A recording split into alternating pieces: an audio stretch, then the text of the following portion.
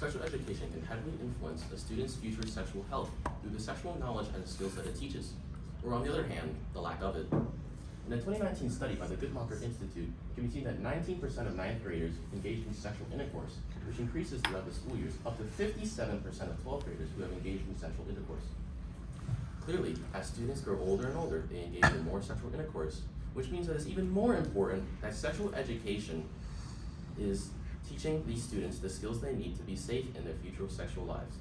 Good morning. My name is Dylan Nguyen. My name is Jordi Santos. My name is Jonah Diaz. My name is Valentina Onanza. And related to what Dylan said, this leads to our question. To what extent has sexual education in schools affected sexual behaviors on students in the USA within the past decade? To which we answer that sexual education has only slightly improved sexual behaviors on students due to the high rates of STDs, teenage pregnancy rates, and abuse rates. A common misconception about sexual education is that it actually increases the frequency of sexual activity. However, this is not true because according to the CDC, no sexual education programs reported any increase in sexual activity, number of sex partners, frequency of sex, or other sexual risk behaviors. Instead, sexual education influences students' sexual behaviors in other ways, such as whether they choose to protect themselves from STDs. There are three main types of sexual education programs. First is abstinence-only sexual education, which teaches students to abstain from sex completely to avoid all risks. Second is SB education, which involves teaching about just STDs, their causes and effects, as well as a few ways to prevent the transmission of those. Lastly is comprehensive sex education, which teaches students about a wide variety of topics relating to their sexual health in the future, as well as a wide variety of ways to protect themselves. Through the efforts of all these sexual programs, it should be inferred that the rate of sexually transmitted disease would be decreasing over the years. However, according to the CDC Sexually Transmitted Disease Surveillance from 2021, there's actually an increasing rate of sexually transmitted disease for both chlamydia, gonorrhea, and syphilis, especially in the years 2020 to 2021. This chart presents data taken from a study conducted in 2014 by Chris Goen and Nicole Winters-Yanes. The purpose of the study was to highlight problems within sexual education in the United States, especially among sexual minorities. Participants were separated into five focus groups and surveyed about their past experiences with school-based sex ed. As visible, all groups reported that LGBTQ topics were rarely ever discussed. 4 out of 5 groups also claimed that the only time those topics were mentioned was in the context of AIDS and STDs. Additionally, all groups stated that the sexual education lessons they received were heavily heterocentric. This meant that the education only covered how to stay safe during heterosexual intercourse. Interestingly, the groups noted that even this education was not valuable due to it being abstinence-based. Professors Mary Ott and John Santelli expressed that abstinence-based sex education programs focus on promoting judgment, guilt, fear, and shame around sex. Due to programs like these, students lack knowledge in expressing their sexuality, which therefore can cause them to endeavor in sexual risk behaviors. This bar graph presents data that states how HIV diagnoses among men in the United States are shown. The percentages were introduced in 2018 by the CDC. As visible, most HIV transmissions were caused from male-to-male sexual contact. Sexual education should be inclusive and effective enough to at least decrease these percentages to a certain extent. Unfortunately, it has not, and this means that there needs to be change. As a result of all these STD transmissions, the U.S. has directed their sexual education programs to teach about STDs. And one of the topics covered in the STD prevention is the use of condoms as one of the most effective ways to prevent the spread. Therefore, it should be inferred that there would be a high increase of there'd be an increase in the frequency of condom use between students who did and did not receive sexual education. However, according to a study by Zudi Demisier, a researcher for the CDC specializing in school and adolescent health, there was only a 5% increase between students who did and did not receive HIV education. Clearly, this sexual education was not effective enough to increase this disparity even more. In addition to what Dylan said, condoms are one of the most effective contraceptive methods. According to information from the Planned Parenthood, 13 out of 100 people who use condoms as a contraceptive method get pregnant each year. This leads to the information that teenage pregnancy has been a notable problem in American society in the last decade. According to researchers at the University of Washington in Seattle, have improved that students who receive comprehensive sexual education are 60% less likely to get pregnant or get someone else pregnant. In the last federal study, it was found that 52% of Texas high school students have had sexual interactions before. Out of those, 46% did not use a condom last time.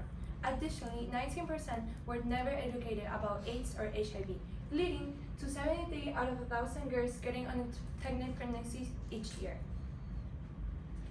In this graph, it can be presented the relationship between teenage pregnancy rates by state and the sex education law. It was found that abstinence-only education programs lead to higher teenage pregnancy rates on states such as Mississippi, Arkansas, and Louisiana, compared to those states that do have comprehensive sex education, such as West Virginia, Texas, and New Mexico. This leads to this proof that strict abstinence-only oriented programs in the country make students to end up pregnant.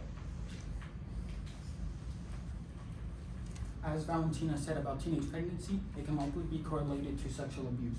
In fact, in a +1 survey interviewing a variety of American college students, it states that 1/5 of students have experienced unwanted sex contact, yet only 50% of students will receive instruction on how to say no to sex. Clearly, there's a disproportionate amount of students who receive the sexual education to the students that go through the traumatizing experience. In fact, we see from the list of surveys, first thing to note is that out of the victims, 60,000 of them of children 11 and under make up the victims of sexual abuse each year. In total, there are around 500,000 victims. To put that in perspective, that's meaning a new victim every 68 seconds, and every 9th victim is a child. Clearly, this is a bigger problem that is not discussed enough by the United States. We see here on this map that only half of the states mandate sexual education. Imagine that with the states that have quality education. In fact, only 17 of the states require the information to be medically accurate. Clearly, the United States does not pay enough attention to the problem, even though such high numbers.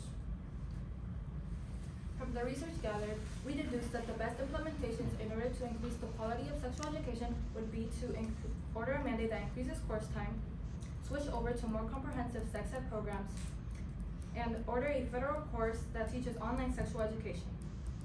The mandate that increases course time will allow lessons to talk more about topics that are important, such as STDs and LGBTQ issues. Switching over to comprehensive programs will allow teen rates to decrease as teens learn how to express their sexuality safely. Lastly, the federal course for online sexual education will force states that do not mandate sexual education to inform youth about how to stay safe during sex. Furthermore, the limitations that your lease provides is with comprehensive sexual education, parents may refuse their child to learn it for it being taboo or religious beliefs may take a play. With online education, there will be digital divide between the students that can or cannot have access to electronic devices or the internet, as well as with a longer course time, there will be the cost of teachers and funding the program, as well as taking time from actual class time. Here we're excited. Thank you. Any questions?